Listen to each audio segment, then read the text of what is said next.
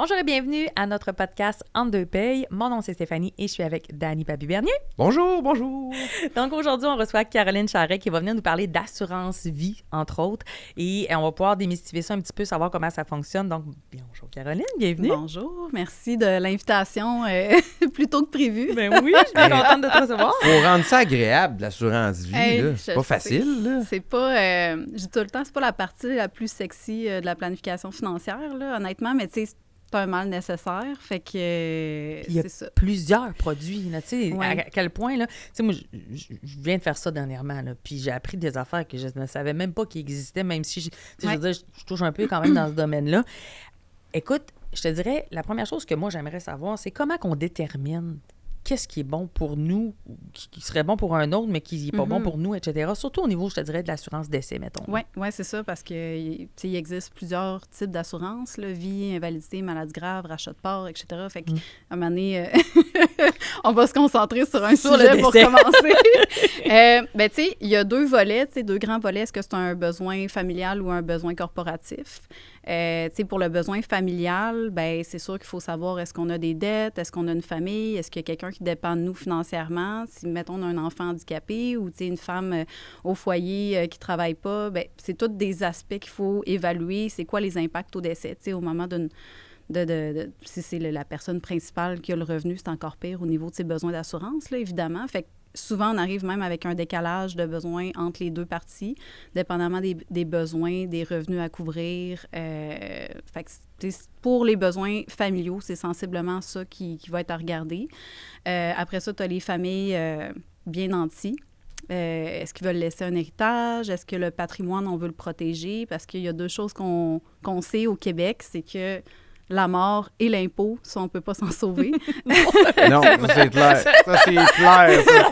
C'est vrai, trop vrai, c'est les deux choses. Vraiment. Fait que ça, tout le monde va y passer 100%. Fait que, tu sais, des fois, les gens, ils veulent aussi faire une planification successorale pour s'assurer que tous les actifs de la famille restent dans la famille. Donc, ils vont prévoir les impôts au décès. S'il y a des... Surtout sur les chalets aussi, là, la deuxième résidence, l'impôt à payer, on sous-estime vraiment l'impact là, financier au moment d'un décès. Parce que quand on décède, on est réputé avoir disposé de tous nos biens. À part là, s'il y a un roulement au conjoint, là, on va en parler tantôt. Mais tu sais, normalement, c'est comme si j'avais tout vendu one shot finalement. Là. OK, fait que c'est imposable full pin. Là. Oui, exactement. Et de là, tu parlais le chalet résidence secondaire, qu'effectivement, parce qu'une résidence secondaire, on sait que le bien en capital, le gain en capital qu'on fait est imposé à 50 si je ne m'abuse. Oui, bien là, oui, effectivement. Puis c'est quoi le coût initial versus le coût maintenant, Ouais. au c'est moment pas du décès. par rapport avec ton hypothèque. Là, mettons, je dois encore, je sais pas, moi, 150 000, puis mon chalet en vaut 200. Ben non, ça n'a pas rapport. Si tu l'as payé 40 au départ, C'est puis 40. qu'il en vaut 200, c'est 40. Wow. là, Même ça si c'est une fait- hypothèque, Hein? là, Ça donne ça le vient goût d'avoir d'avoir. un chalet. Bien, Vraiment? s'il y a une hypothèque, ça fait qu'il faut que tu rembourses ton chalet. Puis si la succession veut garder le chalet, bien là, il faut qu'il paye aussi le gain en capital. Bien, tu sais, c'est la succession qui va payer par le défunt, là, mais tu sais, on s'entend. Fait que là, il faut l'avoir, les sous, parce que le chalet, il n'est pas vendu. Mais là, si tu veux le garder dans le patrimoine familial, bien, il faut que tu payes, là, finalement. Fait que souvent, tu sais, l'assurance vie peut être un bon outil, là, justement, pour ça. Mais y a-t-il une place où on peut avoir tous les détails de ça ou faut faire affaire avec des gens comme toi? Non, je pense Sur Internet.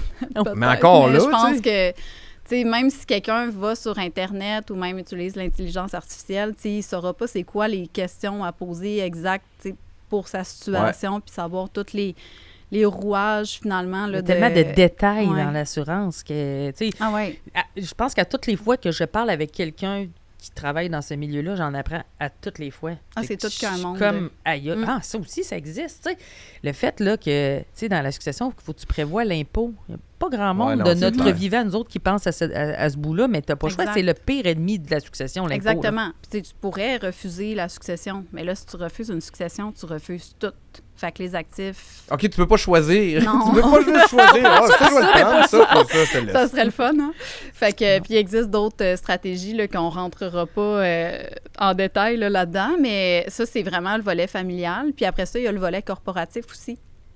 Mettons que j'ai une entreprise, puis je suis tout seul, bien là, il faut que tu évalues aussi l'impact fiscal de l'entreprise. Est-ce que j'ai des employés? J'ai-tu une personne clé? Tu sais, que si demain matin, elle n'est plus là, ça met en péril les revenus de l'entreprise. Il y a tellement de choses à penser. Là, si tu as un associé en plus, tu as une convention d'actionnaire que je recommande fortement de faire auprès d'un professionnel. Dès le début. Là. Dès le début, parce qu'il y en a plein qui n'en ont pas, parce qu'ils disent « Ah, on fera ça, mais que ça roule plus. » On est des bons amis. Ouais. Ça finit tout le temps bizarre, ça. C'est ça. Des fois, c'est des couples, mais là, quand le couple ne marche plus, c'est ça. Faut mieux s'entendre quand ça va bien. Oui, exactement. Non, c'est vrai. Fait que là, quand on fait les besoins corporatifs, bien là, il faut regarder la valeur de l'entreprise, c'est quoi les parts de chacun. Là, s'il y en a un qui décède, bien, est-tu capable de racheter les parts à la famille? Parce que, tu sais, il y a comme une clause généralement dans la convention d'actionnaire qui va dire, bon, bien, mettons que Louis décède, bien là, Louis, automatiquement, il y a un mécanisme qui fait en sorte qu'il faut que la famille vende les parts à Richard, qui est l'associé vivant encore. Bien là, il faut payer, tu sais. Faut que Richard soit capable d'acheter aussi. ouais. Richard soit capable d'acheter. Puis, tu sais, se faire financer, c'est pas... ça dépend dans quelle période que ça arrive. Des fois, ils ont... C'est plus dur que c'était. Là, il y a des domaines qui sont pas ça. évidents non plus Exactement. à se faire financer aussi. Fait qu'il y a ça. Fait que, tu sais, comme tu dis, là, il y a tellement de besoins différents que la meilleure chose à faire, c'est vraiment de s'asseoir avec un spécialiste, puis d'évaluer selon sa situation. Puis c'est pas parce qu'une personne de la même âge, dans le même domaine, il va avoir des scénarios complètement différents. Tu sais, l'assurance vie, là, on en parlait, c'est pas nécessairement à la mode, là, tu sais, mais... Non. mais non, pour vrai, là, tu sais, mais c'est quand... tu le vois dans tes clients, c'est quoi le déclic qui fait ça? Ah, là, il faut que je m'assure. C'est quoi qui fait... C'est quoi tu vois d'habitude? C'est la famille, l'arrivée de... Ouais. La plupart des gens qui nous appellent souvent, c'est pour des investissements. Fait que, tu sais, souvent, ça commence vers « je veux investir, je veux faire profiter mon argent, je veux des stratégies fiscales ». Tu sais, tout ce qui est le fun, finalement. Puis là, c'est en regardant qu'on dit « hey, là, ça marche pas. » prend une assurance vie. Ça marche pas, tu sais, du côté de la protection. Je comprends.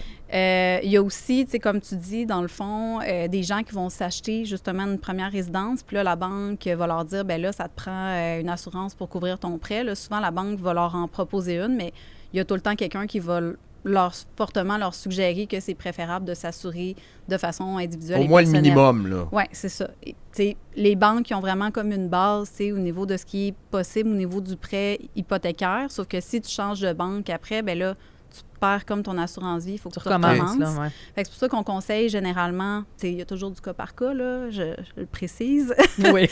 Mais généralement, c'est plus avantageux d'avoir sa propre assurance vie pour couvrir ses dettes puis tous ses besoins au total. T'sais. Mais tu as raison de le dire que c'est du cas par cas, parce que oui. c'est le cas. Chaque personne est différente. Chaque situation est différente. Exactement. Fait que tout ça fait en sorte que ça change le prix puis ça change tout. C'est ça. Il faut savoir aussi que, tu sais, quand t'es marié, c'est une chose, là. Mais quand t'es conjoint de fait, là, c'est pas toute la même réalité si tu décèdes. Ouais. Parce que, tu sais, puis ça, des fois, on y pense pas parce que, tu sais, la vie va vite puis que, tu sais, on pense pas nécessairement faire ces trucs-là. Puis à un moment donné, tu réalises, hey, t'as pas eu, là. Moi, si je meurs, ma portion, elle s'en va à ma fille, mettons. Mm-hmm. Mais mettons, la moitié de ma maison, là, elle va à ma fille. Mais c'est parce que si mon conjoint veut continuer à habiter dans la maison, il faut qu'il paye la moitié de la maison à ma fille. Fou, là. pareil. Non, puis si son conjoint de fait, puis que l'enfant n'est pas né... du même...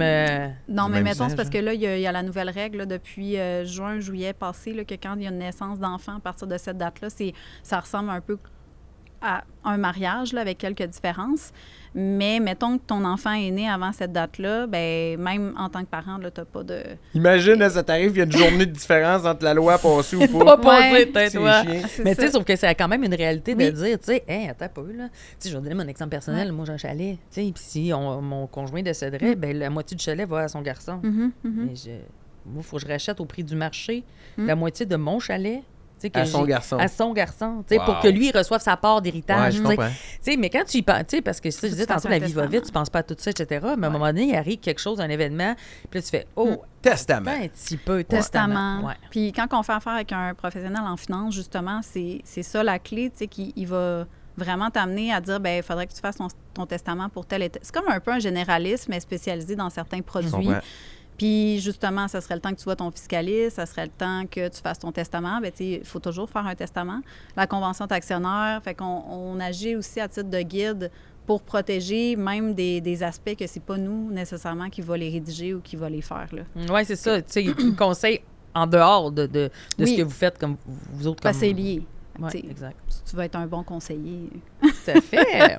Avez-vous un logiciel qui vous permet de voir, genre, le bilan des gens qui travaillent avec vous, tu sais, pour pouvoir justement ajuster le tir? Y a-tu quelque chose qui fait en sorte que vous avez des renseignements sur les gens assurables ou moins assurables? Nous, non, parce que c'est confidentiel, mais les compagnies d'assurance, oui. Il y a le MIB, que je dis tout le temps que ça ressemble à FBI, là. Mais c'est un peu ça. Dans le fond, tout ce que tu peux dire peut être retenu contre vous, là, mais c'est un peu ça. C'est un recensement de toutes tes demandes d'assurance qui ont été faites dans le passé. Au complet, là? Au complet. Wow! Fait que t'as vraiment intérêt à ne pas mentir à un assureur parce que ça arrive des fois que même si le client il voulait pas mentir, il ne se souvient plus qu'en 2000, il a fait telle déclaration, fait qu'il ne l'a pas fait dans sa nouvelle demande. Puis là, l'assureur va me dire « Tu peux-tu reposer cette question-là, s'il te plaît? » Mais il ne me dira pas la réponse. Pourquoi? Oui, non, c'est ça. Ils ne veulent pas non plus que les conseillers aident leurs clients non plus comme à contourner. Parce qu'en principe, nous, on serait supposé tout déclarer aussi si on a des doutes que le client il a menti ou des choses comme ça. On n'est pas supposé d'être complice, mettons, de son mensonge. Fait que, nous, on n'a accès à rien de tout ça, à part qu'est-ce que le client nous dit, puis on se fie sur le client, qu'est-ce qu'il nous dit. Puis même que moi, maintenant, oui, on a l'option de le faire, là, de poser toutes les questions médicales et tout, mais moi, je trouve que c'est moins de mon ressort de le faire. Fait que souvent, je les fais faire par une compagnie externe là, qui est Dynacare ou Watermark. Là, il y en a quelques-unes là, qui travaillent avec les compagnies d'assurance. Fait que là, c'est eux qui vont appeler les clients pour poser l'ensemble des questions qu'ils ont à poser selon les exigences de l'assureur qu'on a sélectionné. Puis là, l'assureur, lui, va valider c'est quoi qui a été dit par l'assuré, là, le client. Puis, est-ce que ça concorde aussi avec toutes ces autres demandes d'assurance? Fait qu'il y a une enquête, là. Il y a une enquête, vraiment. C'est important. Des fois, il y en a qui n'ont pas d'enquête, mais ça va être des assurances non garanties qu'on appelle. Donc, parfois, on n'a pas le choix d'aller vers là à cause d'un état de santé ou, tu sais, comme des assureurs de remplacement, si je peux dire ça. Plus risqué, là, une seconde chance. Oui, une seconde chance. C'est la même chose pour les assurances prêts qu'on parlait tout à l'heure. Là. Il n'y a presque pas de questions non plus. Fait que les enquêtes sont moins élaborées. Mais par contre, du moment où là, tu décèdes, là, il va y avoir une enquête. Là, ils vont poser plus de questions. C'est ça. Fait que, idéalement, on essaie de choisir des assureurs qui enquêtent avant. Oui, c'est plus laborieux, mais au moins, tu es sûr qu'ils ont tout à regarder puis que quand ça paye... Outre que le registre des assurances de toutes les demandes qu'on a faites, il y a quoi d'autre à laquelle ils ont accès pour... j'imagine au dossier médical, s'ils veulent faire venir ton dossier médical, mais y a-t-il d'autres choses qu'on pense pas que... Les réseaux sociaux, c'est quelque chose qui a beaucoup de... Je pense pas. En tout cas, j'ai jamais eu connaissance qui regardait les réseaux sociaux, mais j'imagine que si tu as un enquêteur qui est attitré à ton dossier, mettons, on parlait d'invalidité, là, mettons, on va prendre l'invalidité. Probablement que c'est la première affaire qu'il va faire. Quelqu'un fait une demande de réclamation, mettons. Bien, moi, j'ai un client dans ma clientèle qui faisait ça pour les assureurs, puis qui faisait de la filature, en fait, là, pour... c'est super intéressant, nos conversations. Il faudrait qu'il vienne en parler. Ça serait genre quelqu'un qui réclame, qui s'est fait mal au travail, mais que finalement, il va jouer au pickleball la soirée. Oui, exactement. Fait que lui, il partait à 2 chars qui me comptaient, puis il suivait là, la personne qui est en réclamation pour voir si c'était vraiment vrai, puis tout ça. Fait que ça, oui, il peut y avoir comme des enquêtes qui se font, mais au moment de la demande, ce qu'ils vont regarder, bien, tu sais, tu as le médical, bien évidemment. Après ça, bien, est-ce que la personne, tu sais, son ratio poids-grandeur, parce que, tu sais, même si tu es en bonne santé puis tu es en surpoids, tu risques d'avoir une surprime quand même, là, tu sais. Fait que, parce que pas malheureusement, selon leurs statistiques, c'est pas un signe de bonne santé être en surpoids pour eux. Puis, les assureurs, ils évaluent différemment des médecins aussi. Tu sais, des fois, les clients disent « Ah ouais, mais mon médecin m'a dit que c'était pas grave. » Oui, mais l'assureur, lui, il le voit autrement. Puis, je vais revenir là-dessus, mais il faut réaliser aussi que pour un assureur, c'est un privilège pour lui de t'assurer. Tandis que dans notre tête, généralement, quand on est un client, on dit, ben j'ai choisi cet assureur-là, je suis un client, tu sais, mais c'est pas ça la mentalité. C'est comme, on t'a accepté. Oui, c'est ça, on accepte de t'assurer. Fait que, tu sais, c'est vraiment différent. C'est lui le boss. Oui, c'est ça, dans exactement. Fait qu'il faut pas être insulté, tu sais, quand que... Ben en fait, des fois, c'est insultant un peu les décisions. Je sais pas. Mais c'est ça. Fait que, tu sais, c'est la vie, c'est comme ça que ça fonctionne. Ensuite de ça, les habitudes de vie, dans le fond, la consommation de drogue, de cigarettes, d'alcool, c'est quoi la fréquence aussi. Il y a des types de drogue, en fait, que tu ne seras plus assuré pendant 10 ans. Là. Fait que c'est ça, c'est quand même assez intense. C'est la marijuana maintenant. Ça n'a jamais été un gros enjeu, la marijuana, même quand c'était illégal, mais il était fumeur quand même, tu sais, à la base. Puis ensuite de ça, tu as les sports dangereux aussi. Est-ce que tu fais, mettons, des sauts en parachute ou des choses qui peuvent mettre ta vie en danger? Là, ça se peut que l'assureur t'offre soit une grosse surprime ou tu es exclu. Fait que si tu meurs de... En parachute. C'est un peu drôlement dit, là, mais si tu meurs pendant que tu fais un saut en parachute, ben il couvre pas. Okay. Mais ta prime est standard. Ensuite, ça me rappelle des souvenirs, ça. Moi, j'ai eu un accident de moto en 2005, puis le gouvernement, ils m'ont donné... Puis c'est même pas de ma faute, là. Mais le gouvernement... Puis je voulais travailler rapidement, je voulais retourner au travail rapidement. J'étais à Musique Plus, j'étais dans mon pic. Puis ils m'ont donné rien parce que moi, aux yeux de la SAC, j'étais un stuntman, j'étais un cascadeur. Ah, c'est tu comprends? Fait que j'ai eu genre 12 000 $ pour quelque chose que quelqu'un peut avoir 100 000, 150 000. Là. C'est fou pareil. Clause, là. Ouais. Eux, il y avait comme... Toi, t'étais un danger. Vu que je recommençais à travailler vite, ben ils ont... Bon, ben t'es correct. Ouais, c'est ça.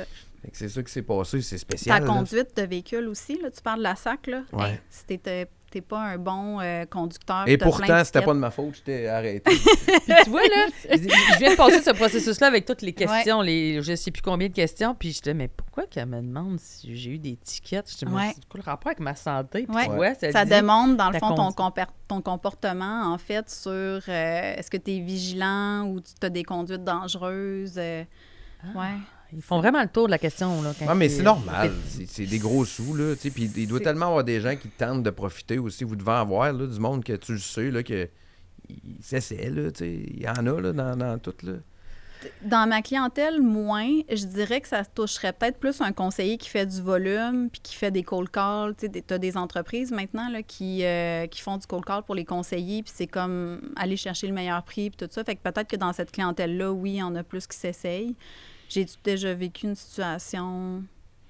Je m'en rappelle plus. Ça ressemble à quoi tes journées? Hein? Parce que, oui, t'as la clientèle, c'est le fun d'aller chercher des clients, mais quand les gens meurent, là... Oui. Ben ils meurent pas souvent, là, dans ma clientèle. Non, mais ça arrive pareil. J'espère. C'est un côté qui doit être quand même spécial. Là, ben, tu vois, le premier décès que j'ai fait... on était dans la clause d'incontestabilité. On en parlait tantôt. Là. La clause d'incontestabilité, c'est que, mettons que tu mets en vigueur ton assurance-vie en 2026, là, tu viens de la faire que tu disais justement, bien, c'est juste en 2028 que si tu décèdes après 2028, dans le fond, ils vont envoyer le chèque quasi automatique. Tu as 2 ans, genre, de probation. Là, si tu décèdes demain, tu sais, en traversant la rue, là, je sais pas. Mais pas des mauvaises choses. Non, mais tu sais, ça serait plate en tabarouette. Imagine, ça arrive. J'ai pas fini de régler mon testament encore. Non, mais dans un mois. Ben là, ils vont réouvrir tout le dossier au complet, puis ils vont aller fouiller, voir si tu as répondu adéquatement. Okay. Fait que là, moi, j'avais assuré un monsieur, il avait 71 ans ou 75, en tout cas, dans début 70. Puis c'était vraiment au début de ma carrière, là, comme en 2013-2014. Puis là, ben, il est magané quand même, là, le monsieur, mais je réussis à l'assurer avec une méga surprime, puis il prend l'assurance quand même. 1 an après, il décède. Fait que là, tu sais, t'as la famille qui sont comme, ben là, ça va payer. Ouais. Là, je suis comme, oui, mais là, moi, c'est ma première que je fais, puis je sais qu'on est dans la clause d'incontestabilité, puis là, je me dis, hey, j'espère que... J'espère qu'ils vont payer. Non, mais dans le sens, j'espère qu'il a tout dit, tu sais, qu'est-ce qu'il y avait à dire.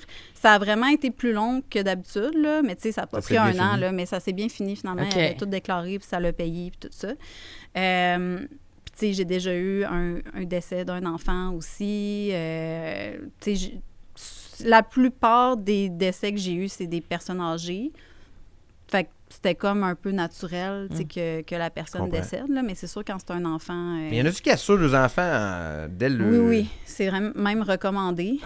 Pour 2 choses, dans le fond, quand tu es un enfant, ben t'es neuf. Là. Fait que souvent, t'as pas vraiment beaucoup d'historique médical. Là. Fait que à part ceux qui ont que ça coûte vraiment... pas cher. Ça coûte pas cher. Puis ils peuvent la conserver. Là, on va parler d'assurance temporaire permanente si on a le temps. Mais tu sais, c'est une permanente qu'ils peuvent conserver toute leur vie, idéalement. Tu peux l'assurer en temporaire aussi, là, mais mettons... Elle se renouvelle automatiquement, genre? Ou... La permanente ou Ouais. la temporaire? La permanente? La permanente, c'est comme à vie. Tu peux la payer sur 20 ans. Ce qui est le plus populaire, là, mettons, parce qu'il existe une multitude de produits, mais ce qui est le plus populaire, c'est une permanente Vivant Prime. Ça veut dire paiement de 20 années. Après ça, elle reste en vigueur toute ta vie. Fait que, tu sais, pour un bébé, ça T'as dépend. 20 ans, puis c'est fait. Ben, c'est C'est ça, ça. t'es assuré Wow. le reste de tes Exact. jours. C'est pour ça qu'il est plus... On dit plus t'es assuré en bas âge, mieux c'est. C'est ça. Puis l'autre aspect, qui est l'aspect un petit peu plus plate, ben si ton enfant décède, c'est sûr que malgré que tu as des congés au travail puis tout ça, ou même si tu es travailleur autonome, on s'entend que tu vas pas retourner travailler. Ben non, c'est sûr. Fait que, tu sais, 2 jours après, là. Non, c'est ça. Fait que, tu sais, ça peut Fait te que t'es permettre... couvert pour le deuil, là. Ben c'est ça. Tu sais, mettons que tu as un 50 000, là, ça te couvre pour une couple de mois, mettons, dépendamment de ton salaire, évidemment, là, mais... Ça permet de tu sais, prendre une pause là, pour digérer. c'est une là, vraie ce qui va se pause passer. là, pour Ouais. digérer, même si je pense que tu te remets jamais vraiment 100% de ça, mais au moins, tu n'as pas le stress financier dès le départ qui arrive là, en plus. Là. Tu parlais permanente versus Ouais. temporaire. Bon, on a dit que permanente, tu payes pendant 20 ans après ça, mais temporaire, c'est souvent le type d'assurance que tu vas prendre pour payer des biens pendant X temps. Là, tu sais, C'est ça. le Bien, temps souvent, que tu je payes ta dis aux maison, gens, etc. c'est temporaire. Ça veut dire que c'est pendant un certain temps, puis permanent, bien, c'est des besoins qui sont durant toute ta vie. Fait que les besoins durant toute ta vie de base, bien, tes frais funéraires, les dernières dépenses et tout ça. Là, est-ce que, Ça monte justement, planification successorale, est-ce que tu veux assurer tes impôts, l'impact financier au décès, ça aussi, ça serait du permanent. Puis, tu as des stratégies fiscales aussi qui rentrent dans le permanent, mais je ne rentrerai pas là-dedans aujourd'hui. Puis le temporaire, bien là, c'est pendant un certain temps. Tu sais, mettons le temps de ton hypothèque, Ouais. temporaire 25 ans, si tu l'as mis sur 25 ans, le temps que tes enfants soient plus à charge financièrement, même si maintenant, ils vont peut-être rester un peu plus longtemps long. avec le coût de la vie. Moi, c'est long. Fait que peut-être que ça va être un temporaire 30 ans. Prenez ils vont plus. pas- Prenez-en plus. 20 ans. Ou prenez-les plus tôt. Ouais, Ouais, c'est ça. c'est ça. Fait que, tu sais, c'est tant aussi longtemps que la portion de tes besoins, il y a quelque chose qui dépend de ça puis qu'il y a un certain délai. Fait que là, tu vas prendre du temporaire parce que c'est vraiment beaucoup plus abordable que du permanent. Tu sais, des fois, il y en a qui me disent « Ouais, mais je peux-tu prendre tout en permanent? » Oui. Mais ça mais vient avec le je suis pas sûre que ça va te tenter de tout payer ça. Il faut que tu mettes de l'argent de côté, fasses des investissements puis tout ça aussi. Là. Fait que c'est juste de garder en tête permanent, c'est mes besoins permanents que je vais avoir toute ma vie qui vont rester. Puis temporaire, ben c'est pendant, tu sais, quand, ben là, je le fais moins là, maintenant parce que tu as toutes les rencontres virtuelles, là, mais tu sais, quand j'ai commencé, souvent, je faisais une ligne du temps, là. Puis là, tu avais le besoin permanent qui était comme à la base. Puis là, tu avais comme des grosses bulles pour montrer, tu sais, prêt hypothécaire, puis personne à charge. Puis, tu sais, des fois, ça peut être des personnes à charge toute ta vie, là. Ouais. Ouais. Fait que là, c'est plus du besoin permanent aussi. Tu sais, quelqu'un qui est vraiment une déficience intellectuelle ou physique ou quoi que ce soit, puis qui a besoin de soins, bien là, c'est sûr qu'il va y avoir un autre type de planification à faire, tu sais, au niveau du décès. T'as commencé comment là-dedans? Comment on tombe dans le milieu de l'assurance vie? C'était un... En fait, moi, je m'en allais vraiment... Moi, j'ai toujours voulu avoir mon entreprise, puis j'avais plusieurs idées, là, tu sais, j'aurais pu faire autre chose, puis je pense que Tu veux j'aurais faire quoi? été... je voulais avoir mon restaurant au début, puis après, j'ai voulu être nutritionniste aussi, puis tu vois, il n'y a aucun lien. Les deux premiers, Mais t'es en t'as nourriture. bien choisi, je pense. Oui, T'as j'ai bien très choisi finalement. Mais j'ai étudié en hôtellerie puis tout, puis j'ai travaillé dans les restaurants vraiment jeune. Puis, tu sais, à 23 ans, je gérais déjà un restaurant. T'as fait le tour vite, là. J'ai fait le tour vite, puis je me suis rendu compte que j'aurais pas de qualité de vie. C'est sûr. Effectivement. Fait que finalement, je suis retournée aux études. C'est une de mes amies. Moi, je vivais des enjeux financiers. Puis c'est une de mes amies qui, tu sais, j'en parlais. Puis moi, je suis quand même un livre ouvert, là. Fait qu'elle me dit, pourquoi tu... Je voulais retourner aux études. Puis elle dit, pourquoi tu vas pas en finance? Puis là, j'étais comme, arc, les maths, puis tout, genre. En tout cas, mais c'est parce que j'associais trop ça aux mathématiques. Mais finalement, c'est vraiment pas en lien avec les maths. Ben oui, t'en as un peu, là, mais tu sais, avec les logiciels, puis tout, à cette heure, Ça va bien. ça va super bien, là. Puis il faut juste que tu comprennes qu'est-ce que tu fais. tu sais. Exact. faut que tu saches qu'est-ce que tu Puis c'est fais. quoi que t'aimes le plus de ton travail? C'est vraiment les rencontres avec les clients. Ouais. Fait que souvent, là, parce que là, je suis rendue avec une équipe, tu sais, quand j'ai commencé, je faisais tout. Puis là, j'ai commencé à... Ben, tu sais, je suis retournée aux études finalement. J'ai commencé à financer Liberté 55. Puis là, ben, de fil en aiguille, tu sais, le cabinet, j'ai été incorporée en 2020. Fait que, ben, tu sais, j'ai toujours été à mon compte quand même jusqu'à temps d'être incorporée puis que ça soit vraiment ma bannière à moi. Puis là, avec l'équipe, tu sais, en déléguant, je me rends compte que ce que j'aime le plus, c'est vraiment les rencontres avec les clients. Fait que, tu sais, c'est pour ça que mon amie de l'époque, elle me disait « Tu serais bonne parce que t'es humaine, t'aimes ça le public et tout. Puis, après ça, trouver la solution. Là, justement, des fois, les clients ils arrivent et sont comme « Hey, c'est compliqué mon affaire. » Mais là, je suis comme « Hey, non, moi, je trippe parce que là, je fais pas la même affaire que d'habitude. Puis, tu sais, il n'y a pas un dossier qui est pareil non plus. » C'est pas redondant. C'est ça. Puis l'affaire que j'haïs le plus, je le fais plus. Ah ouais? C'est le après.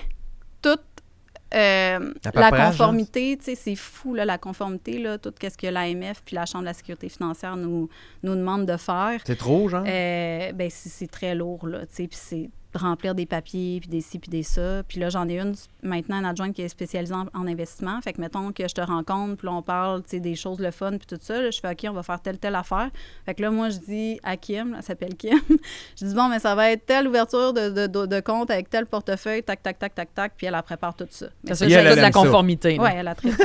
Ouais. Ben, c'est plus la préparation post-rencontre, là. La conformité, ça, c'est tout. Tout est de la conformité dans tout, finalement. On va résumer comme ça. La pile de papier à signer de « je t'ai bien dit ça, je t'ai bien dit ça, je t'ai bien dit ça, je t'ai bien dit ça ». Fait que tout le après, puis tu sais, j'en ai une autre adjointe, on est 3. J'ai une autre adjointe, elle est plus au niveau assurance, là, fait qu'une fois que j'ai fait la demande, ben là, elle va faire le suivi avec l'assureur, puis entre le client, puis tout ça. Puis après ça, moi, je réarrive quand on a la résultante, finalement. Okay. Si tu avais 2-3 petits conseils là, en terminant à donner aux gens qui nous regardent présentement, ça serait quoi? Ben, de rencontrer un conseiller. Rapide. Mais pour vrai, c'est... Le plus tôt possible, tu sais, attendez pas de dire... Parce que souvent, les gens ils vont dire « Ah, j'ai pas d'argent à placer, tu sais, ça vaut pas la peine. » Mais honnêtement, là, il y a tout le temps quelque chose à faire, là. Même si t'es pas prêt à placer, t'as au moins ta base, on appelle ça la base de la sécurité financière, là, souvent avec la pyramide, justement. Tu sais, c'est gratuit, premièrement, tu sais, de rencontrer quelqu'un, ça t'engage à rien. Au pire, si t'aimes pas les recommandations qu'ils te font, ben tu dis merci, bonsoir, puis ça vaut pas la peine de pas rencontrer quelqu'un, finalement, pour avoir l'information. Puis il faut juste trouver, tu sais, des fois, il y en a qui vont dire « Ouais, mais comment que je sais que c'est toi la meilleure? » Non, mais tu sais, honnêtement, il y en a plein des bons conseillers. Il faut juste que tu prennes celui avec qui tu fais le mieux, puis que tu as une confiance naturelle aussi, là. Parce que si tu l'aimes pas, tu vas trouver ça long. Puis si tu avais un conseil à donner aux gens qui voudraient faire le même travail que toi, ce serait quoi? De pas lâcher les 5 premières années. Ah ouais, 5 ans? Ah ouais, 5 ans, ouais. Fait que ça prend... Puis tu sais, maintenant, justement, tu sais, la conformité, ça l'a tellement augmenté. Les gens aussi sont plus exigeants, Tu sais, je dirais que si tu commences, là, moi, j'ai commencé travailleur autonome, puis je me suis vite affiliée avec des gens plus expérimentés, là, puis j'ai travaillé dans leur clientèle aussi. Ça m'a vraiment aidé. Ça a monté plus vite? Oui. Te lancer tout seul, là, c'est rough, là, parce que, tu sais, t'as aucune paye qui rentre, là. Tu sais, maintenant, on a un actif sous gestion, fait que ça rentre tout seul, tu sais, c'est du revenu passif, mais au début, t'as rien pantoute, là. C'est fait plus que, dur. quand même, bien que tu as une assurance-vie... Elle ne payera pas demain matin, non. Là. Non, puis, tu sais, ça va être one-shot deal quasiment, là. Okay. Fait que, tu sais, il faut que tu t'affilies avec une équipe, je pense que tu peux travailler un peu dans leur clientèle, tu fais un partage de commission avec eux ou tu commences à salaire plus boni. Ça prend une bonne équipe. Mais, tu sais, ça te prend vraiment de la volonté aussi, là. Mais c'est quoi les 5 premières années, mis à part ça, là, qui fait en sorte que c'est compliqué? C'est l'apprentissage? Non, ben oui, mais tu sais, ça dépend à quel âge je commence aussi, là. Tu sais, moi, j'ai commencé jeune, puis j'avais de l'air jeune en plus. Puis tu sais, c'est un monde d'hommes aussi, là, on va se le dire, là. Fait que, tu sais, c'est sûr que faut que tu fasses ta place. Faut que tu sois fait forte. Puis faut que tu bâtisses une clientèle aussi, là. Ouais. Tu sais, ça cogne pas ta porte nécessairement, là. Des fois, il faut aller chercher. Et puis j'en ai fait des affaires, là. Des événements, puis des concours, puis des séances d'information. J'ai tout essayé. Ben, il faut, parce qu'il faut aller chercher, là, c'est ça, là. Ouais, il faut tout que tu fasses, dans le fond, puis il faut pas que tu te décourages. Tu sais, j'en ai eu une que j'avais engagée l'année passée, puis elle aurait vraiment été bonne, mais tu sais, c'était tellement lourd pour commencer, puis malheureusement, j'avais pas le temps de passer beaucoup de temps avec elle non plus. Mais ouais, une bonne équipe, puis... J'ai pleuré en bas de mon lit plein de fois là, au début. Là. Je me suis demandé pourquoi je m'infligeais ça. Pourquoi je m'inflige? Mais pourquoi? Mais je sentais que j'avais pas été au bout du bout. Fait que, il y avait de l'espoir. Il y avait de l'espoir. Écoute, c'est correct. Là, j'ai suivi le feeling. Mais oui, ça prend de la persévérance, de la patience. Il faut que tu aimes les gens aussi. Si tu fais ça juste pour le cash, là, c'est clair. T'es pas à bonne même place. Dans tout. Hein. Oui, exact. Il faut aimer. C'est l'athlète du succès. Là, tu as un podcast aussi. On invite les gens à regarder ça. touche vraiment. OnlyFinance? Oui, J'adore. OnlyFinance. C'est un bon nom, ça? Oui, on n'était pas sûr là, au début, mais je me suis fait convaincre. Ça a fonctionné. Ça a fonctionné. Il est là-bas. Ah oui. Ben oui. Il est réalisé ici Mais après. non, exact. oui, ça prenait un titre accrocheur. Tu sais, les finances, c'est pas ce qui est le plus populaire, même si ça intéresse beaucoup de personnes. Puis je fais vraiment ça pour m'amuser. Il y a plein de choses que je m'intéresse. Fait que je me dis, des fois, tu sais jamais... Quand tu sèmes une graine, tu sais pas ce que ça va aller. Fait que... T'amènes-tu de la clientèle un peu, tu penses, ce podcast? Sûrement. Ben, c'est dur de le quantifier. Oui, c'est là. ça, c'est dur de quantifier parce que c'est pas quelqu'un qui va t'écrire directement pour dire « Hey, je veux te rencontrer ». Puis tu sais, je me demande des fois, est-ce que les gens sont à l'aise de le faire aussi ou tu sais, sont comme intimidés parce qu'ils se disent « Ah, ben là, elle a peut-être pas le temps » ou quoi que ce soit. Tu sais, des fois, ils voient ça plus gros que qu'est-ce que c'est vraiment. Mais c'est sûr que si je vais parler à quelqu'un, tu sais, par exemple sur LinkedIn ou quoi que ce soit, ben c'est assez rare, tu sais, que la personne sera pas conviviale avec moi ou acceptera pas une rencontre. Fait que ça l'apporte plus de la notoriété puis une certaine confiance aussi, là. Fait qu'allez regarder ça, OnlyFinance. Ça fait 3 ans, là. Fait qu'il y a une couple de sujets. Il y en a pour tous les goûts. C'est le fun, t'as rendu ça plus agréable que je pensais. Oui, mon Dieu, honnêtement. merci. Merci d'être passé avec nous autres, Caroline. Ça m'a fait plaisir.